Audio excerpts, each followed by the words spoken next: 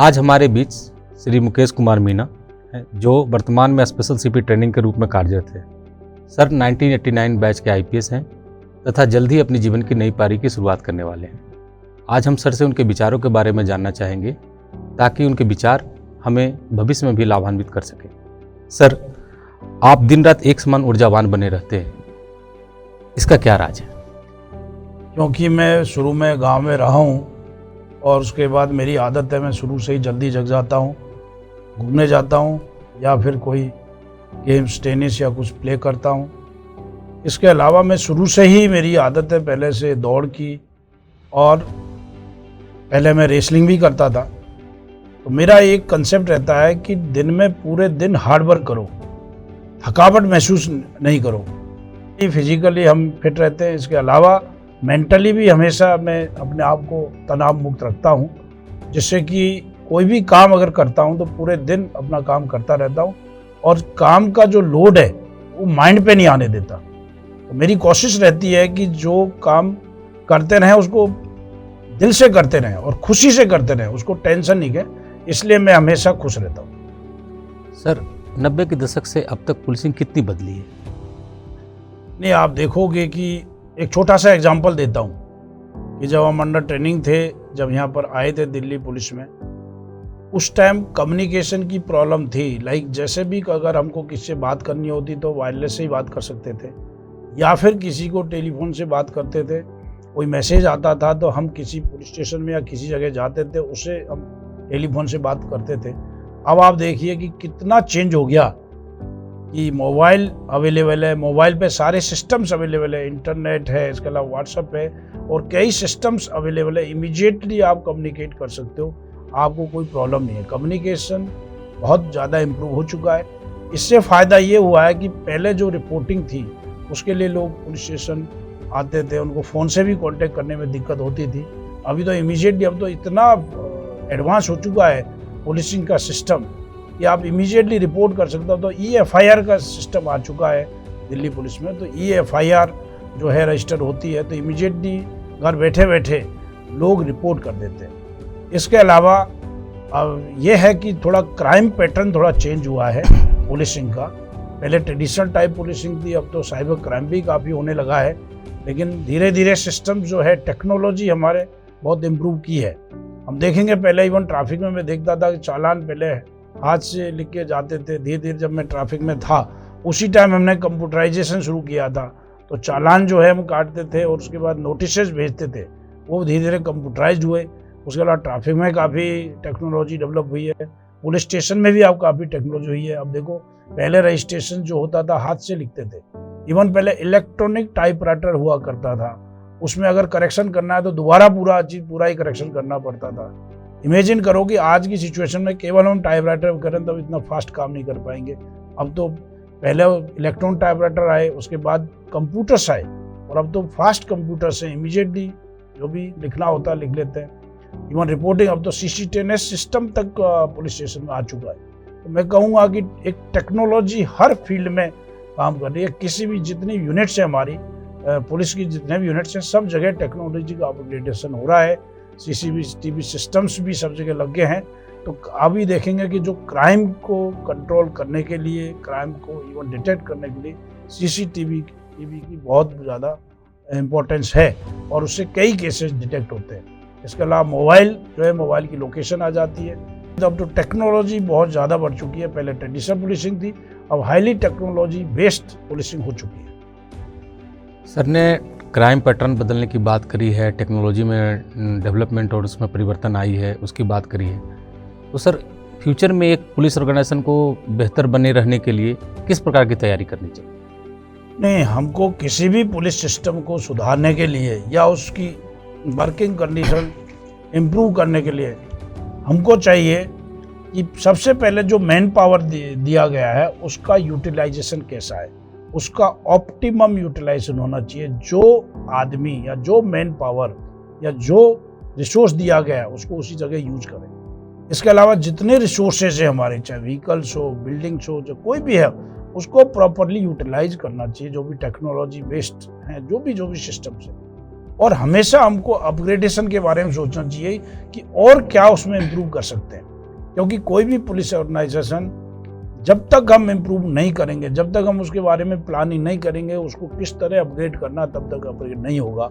और पुलिस के सिस्टम से, अगर पुलिस के सिस्टम जैसे अभी साइबर क्राइम के लिए, जब साइबर क्राइम को कैसे रोका जाए, कैसे इमीडिएट एक्शन लिया जाए, ये सब हमको सोचना है। इसके अलावा जो भी क्राइम जो पैटर्न चेंज होते रहते हैं, उसी हिसाब से हमको हमारी टेक्निक डेवलप करना चाहिए। अभी तो आज का प्रेडिक्टिव पुलिसिंग का कंसेप्ट आ गया है कि आप प्रेडिक्ट कर सकते हो पुलिसिंग कैसे होगी। इसके अलावा जो एनालिसिस करना चाहिए क्राइम पैटर्न को, और उसी हिसाब से हमारी स्ट्रेटजी होनी चाहिए। We should be smarter than criminals, then only police successful हो सकता है, ऑर्गेनाइजेशन सक्सेसफुल हो सकता है किसी भी क्रिमिनल एक्टिविटी रोकने के लिए। और इमीडिएटली हमको उन पर एक्शन लेना चाहिए और प्रॉपर परस्यू करना चाहिए कोर्ट्स में कि उनको प्रॉपर ट्रायल पे उनको जो भी उन्होंने किया उसका पनिशमेंट मिले। सर की करियर 3 दशक से भी लंबा रहा है, सर ने उसमें हजारों निर्णय लिए होंगे।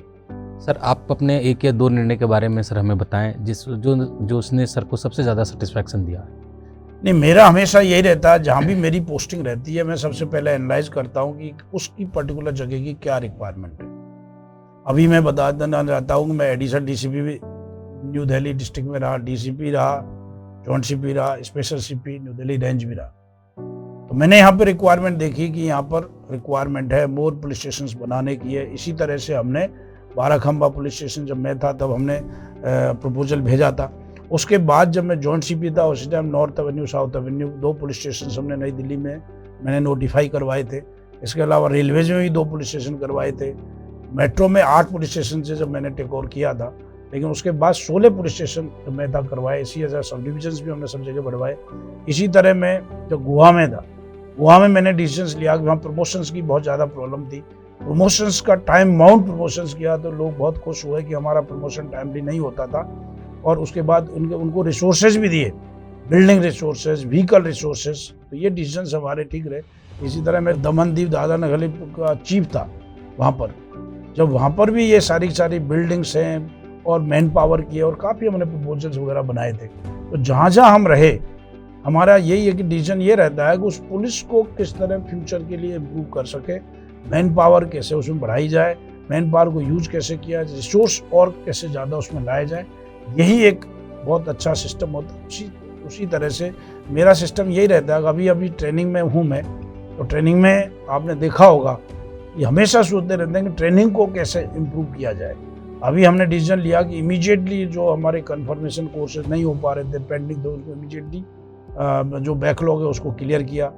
एक हमारा जो एडवांस कमांडो ट्रेनिंग सेंटर था वो इतना डेवलप नहीं हो रहा था। हमने सीपी साहब को ले गए एज ए चीफ गेस्ट और वहाँ पे उनको सीपी साहब से भी डिस्कस किया और उसको डेवलप किया है। और काफ़ी अच्छा डेवलप, मुझे आशा है कि वो डेवलप हो जाएगा। तो मैं डिसीजंस लेता हूँ कि पुलिस ऑर्गेनाइजेशन को किस तरह, हमारे पर्टिकुलर यूनिट को किस तरह इम्प्रूव उसको किया जाए, ये हमारी कोशिश रहती है। सर ये लगातार हमारा जो वर्किंग डायमेंशन है पुलिस का वो बढ़ता जा रहा है, नए नए चैलेंजेस सामने आ रहे हैं। तो कई बार बहुत सारा कन्फ्यूजन भी होता है कि कैसे वर्क करें, कैसे करें कि ताकि हम अपने कैरियर में एक्सेल करें और ऑर्गेनाइजेशन के लिए भी बेहतर काम करें। तो सर नए और जो ऑफिसर्स हैं उनके लिए क्या सीख देना चाहेंगे कि वो अपने समान कार्य पद्धति में उसको अपनाएं और बेहतर करें? नए जो भी ऑफिसर्स आते हैं उसको लिए मैं कहना चाहूँगा कि पहले सारा पैटर्न को स्टडी करें कि क्राइम पैटर्न क्या है और हमको क्या स्ट्रेटजी अपनानी है। उसके अलावा जिस ऑर्गेनाइजेशन को वो लीड कर रहे हैं उसमें एज ए लीडर की क्या जिम्मेदारी है। एक टीम वर्क होना चाहिए उनका, उनके रिलेशंस सबऑर्डिनेट से अच्छे होने चाहिए, उनके रिलेशंस आप सीनियर से भी अच्छे होने चाहिए, पब्लिक रिलेशन उनका अच्छा होना चाहिए, मीडिया मैनेजमेंट अच्छा होना चाहिए कि जो इन्फॉर्मेशन मीडिया को देनी है ज़रूर दें, क्योंकि ये पब्लिक को अवेयर करने के लिए मीडिया का बहुत बड़ा रोल है। इवन प्रिवेंशन में और डिटेक्शन दोनों में ही मीडिया का बहुत बड़ा रोल है। हम उसको इग्नोर नहीं कर सकते। पब्लिक आती है, उसके ग्रीवेंस सुने, उसके कंप्लेंट, जो भी कंप्लेंट आती है उसके बारे में प्रॉपर एक्शन ले, जो कानून के हिसाब से बनता है वो बने, और अपने नॉलेज है उसको अपडेट हमेशा ये लोग करते रहे तो ठीक रहेगा। उसके अलावा अपने स्टाफ अपना जो उसके इमेज बार बार उनके साथ संपर्क सभा या उनके साथ इंटरेक्शन करें, उनकी प्रॉब्लम है उसको सॉर्ट आउट करें। ऑर्गेनाइजेशन को देखें, ऑर्गेनाइजेशन को क्या क्या मैन पावर चाहिए, रिसोर्स चाहिए, उसको इमीडिएटली दिलाने की कोशिश करें, जो भी अथॉरिटीज है उनके साथ परस्यू करें। उसके अलावा जो मैन पावर है उसको ट्रेनिंग देना बहुत ज़रूरी है, उनकी नॉलेज अपग्रेड करना बहुत ज़रूरी है। बेसिक ट्रेनिंग के अलावा बीच बीच में उनकी ट्रेनिंग देते रहें, उनको ब्रीफ करते रहें, अपने स्टाफ के साथ जो भी इंफॉर्मेशन है सारी इंफॉर्मेशन शेयर करें, टीम वर्क काम करें, यही मैं कहना चाहूँगा। और ये पुलिसिंग जो है एक सोशल वर्क है, उसको एज ए सोशल वर्क ले तो आपको बहुत अच्छा सेटिस्फेक्शन मिलेगा। सर, इतने लंबे करियर में बहुत सारे आपको चैलेंजेस भी फेस करने पड़े होंगे, बहुत सारी चुनौतियाँ आई होंगी और सर ने उसका अच्छे से सामना किया होगा। Sir, what was the most challenging situation in your career? मैं कहना चाहूँगा कि अभी कॉमनवेल्थ के टाइम में एडिशनल सीपी सिक्योरिटी था। मेरी ड्यूटी तो वीआईपी के लिए और इनके लिए थी, काफ़ी प्लानिंग हम कर रहे थे। अचानक पुलिस हेडक्वार्टर ने कुछ दिन पहले ही डिसाइड किया था कि जो ट्रांसपोर्ट सिक्योरिटी है वो मैं देखूंगा, और मेरे को इमीडिएटली पुलिस हेडक्वार्टर ने बोला तो मैं कॉमनवेल्थ जो जहाँ पे अपना डिपो था वहाँ पे गया, जहाँ की बसेस थी उनके पायलट एस्कॉर्ट थी। तो मैंने पूरी प्लानिंग की, केवल मुझे एक सप्ताह टाइम भी नहीं मिला था, पूरी प्लानिंग करी, सारे प्लेयर्स को कॉमनवेल्थ विलेज से ले जाना, वेन्यू पे ले जाना, उनको वापस लाना, टाइम से ले जाना, टाइम से वापस लाना। It was a very difficult task, time बहुत कम था। एंड इनफैक्ट हमारे जो स्पेशल कमिश्नर थे और सीपी साहब थे, they were very much satisfied and they appreciated me. वो खुद आए, ऑफिस आए, और जब इनॉग्रेशन हुआ उसका कॉमनवेल्थ का, उसके बाद 1-2 दिन बाद वो आए और बोले कि तुमने इतना अच्छा काम किया है कि ये कैसे किया, एक्सप्लेन करो। आई एक्सप्लेन कि मैंने ये स्ट्रेटजी की। हालांकि मैं बताना चाहता हूँ, रात दिन मैं काम करता रहा, उस टाइम 1-8 घंटे ही मैं सोता था। इसी तरह जिम्मेदारी एक और मुझे दी गई थी 2015 में, जब मैं joint commissioner new Delhi range था, कि आप जो दिल्ली गवर्नमेंट की एंटी करप्शन ब्रांच है उसका हेड बनाए जाते हैं, चीफ बनाया गया और मुझे उसमें जिम्मेदारी दी गई। काफ़ी उसमें पॉलिटिकल इशू भी थे और काफ़ी उसमें इशू थे मेरे खिलाफ। दिल्ली गवर्नमेंट उसमें भी गई थी, कोर्ट में भी गई थी, काफ़ी इशू चलते रहे थे। But it was a very tenseful situation, लेकिन मैं उससे टेंस नहीं रहा और जो भी रूल रेगुलेशन उस हिसाब से मैंने काम किया और मैंने अपने आप को मैं सेटिस्फाई हूँ कि मैंने एंटी करप्शन में बहुत अच्छा काम किया एज पर रूल्स और एज प्रोफेशनली। तो कई ऐसे तो मैं कई गिना सकता हूँ। जब मैं डीसीपी न्यू दिल्ली डिस्ट्रिक्ट था, उसी टाइम पार्लियामेंट अटैक हुआ था।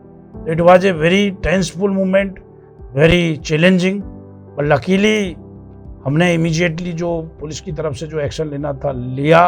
हमको जिसको वहाँ से रेस्क्यू करना था रेस्क्यू कराया, जिनको यहाँ से हमने एक ऐसा सिस्टम बनाया, पूरे पार्लियामेंट को हमने चारों तरफ से घेर लिया था।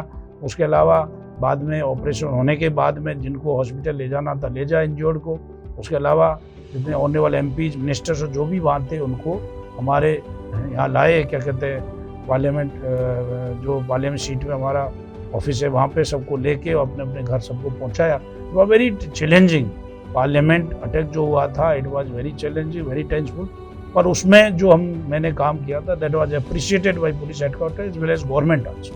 तो ऐसे कई मूवमेंट हैं, लेकिन मैंने आपको मोस्ट चैलेंजिंग आपको इशूज मैंने आपको बताया। सर, पुलिस में नॉर्मली जो वर्किंग आवर्स होते हैं बड़े लंबे लंबे होते हैं, तो एक पुलिस में जो अपने प्रोफेशनल लाइफ है और पर्सनल लाइफ है, फैमिली लाइफ है, इसमें एक सामंजस्य बैठाना एक बड़ा टास्क बन जाता है।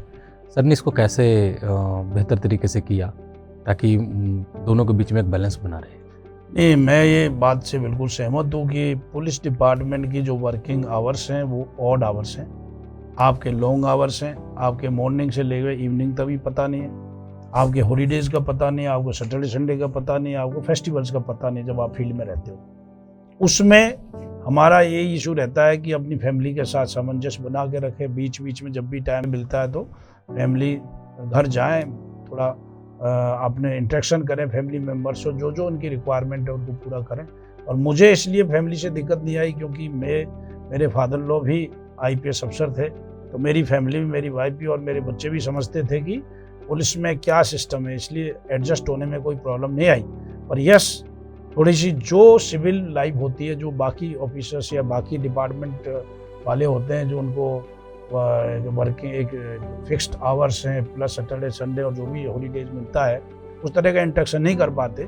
लेकिन एज ए पुलिस ऑफिसर मैंने भी अपने फैमिली के साथ, बच्चों के साथ इंटरेक्शन किया है, और रेगुलरली ऐसा नहीं है कि बिल्कुल टच टूट गया हो। और अपने सोशल लाइफ है, जैसे रिलेटिव्स हैं, फ्रेंड्स हैं, जो भी हमारे हैं उनसे रिलेशन हमने रखे हैं। थोड़ी डिफ़िकल्टी होती है जब फील्ड में होते हैं, लेकिन आपको रखना पड़ता है, दोनों तरफ बैलेंस बना के रखना। सर के बारे में एक प्रचलित रहा है कि सर किसी भी रैंक के लिए एसेसेबल रहते हैं, कोई भी रैंक सर से बात कर सकता है। सर का जो पुलिस लाइफ है बहुत ही सोशल रहा है। तो सर रिटायरमेंट के बाद सर ने किस तरह की प्लानिंग करी है?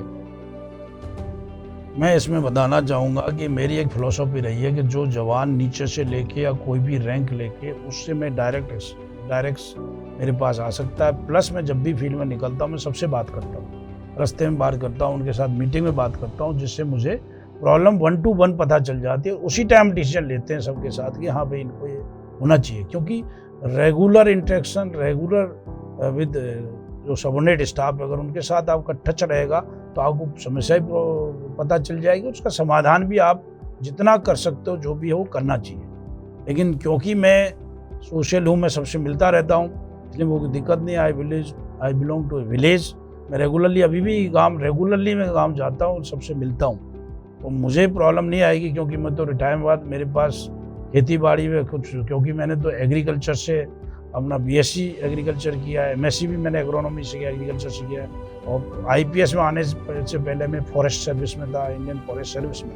तो मुझे रूरल एरिया से भी काफ़ी टच है, एग्रीकल्चर से भी काफ़ी मेरे को इंटरेस्ट है। तो हम एग्रीकल्चर जो भी डेवलप हम कर सकेंगे करेंगे।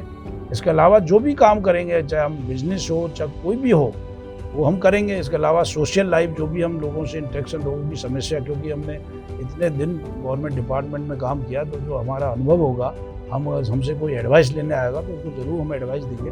उसके अलावा हम सबसे मिलते रहेंगे। और एज ए टूरिस्ट, क्योंकि पुलिस की लाइफ में आप एज ए टूरिस्ट कहीं बहुत ज़्यादा घूम नहीं पाते, तो अब हमारी तमन्ना है कि रिटायरमेंट के बाद जो भी हमने एरिया नहीं देखे हैं पूरे इंडिया में या इंडिया से बाहर, सब जगह जाके घूमेंगे, लोगों से मिलेंगे, और उस हिसाब से अपना हेल्थ पे ध्यान रखेंगे।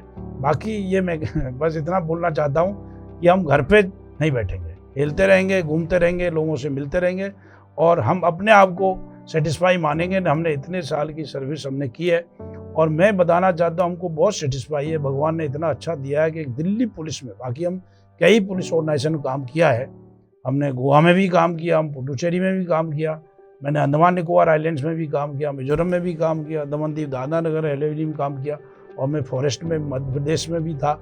और दिल्ली पुलिस का मैं बहुत आभारी हूँ कि दिल्ली पुलिस ने, जो हम जब आए थे हमको इतनी नॉलेज नहीं थी, हम केवल स्टूडेंट रहे यहाँ पर, लेकिन जो दिल्ली पुलिस ने हमको कॉन्फिडेंस बिल्डअप किया, जो हमने धीरे धीरे जो अलग अलग रैंक में काम किया, उसके लिए मैं दिल्ली पुलिस को बहुत आभारी हूँ। यहाँ के जितने भी सीनियर अफसर्स हैं उनका भी बहुत आभारी हूँ, जितने भी कमिश्नर्स आए, जितने भी जो सीनियर अफसर रहे, हमेशा हमको बहुत इनकरेजमेंट मिला। अभी प्रेजेंट में जो पुलिस कमिश्नर साहब हैं उनको भी हम जब ट्रेनिंग में रहे, लास्ट हमारा ट्रेनिंग का है, उसमें भी हमारा बहुत अच्छा इंटरेक्शन रहा। CP साहब को हम जो भी बोलते हैं ट्रेनिंग में इमीडिएटली वो अप्रिशिएट करते हैं, और मुझे अच्छा लगता है कि कोई भी हेड अगर आप सजेशन दें और उनको माने, तो मैं कहना चाहूँगा कि हम बहुत सेटिस्फाई हैं। मैं बहुत बहुत धन्यवाद देना चाहता हूँ दिल्ली पुलिस के अफसरों को, सभी को, कि हम जब भी यहाँ रहे तो बहुत अच्छा कोऑपरेट किया। इसमें हमारा मीडिया को भी धन्यवाद देना चाहता हूँ, यहाँ की पब्लिक को भी धन्यवाद देना चाहता हूँ। मैं सभी को धन्यवाद देना चाहता हूँ कि उनकी वजह से मेरे में ग्रोथ हुई है, सोचने की क्षमता बढ़ी है, और एक एक्सपीरियंस बढ़ा। मैं अपने आप को मानता हूँ कि मुझे काफ़ी अनुभव हुआ है दिल्ली पुलिस में रहने से। धन्यवाद सर, धन्यवाद इतना समय देने के लिए अपने व्यस्त समय में से, और निसंदेह सर आपके विचार हमें लाभान्वित करेंगे। धन्यवाद।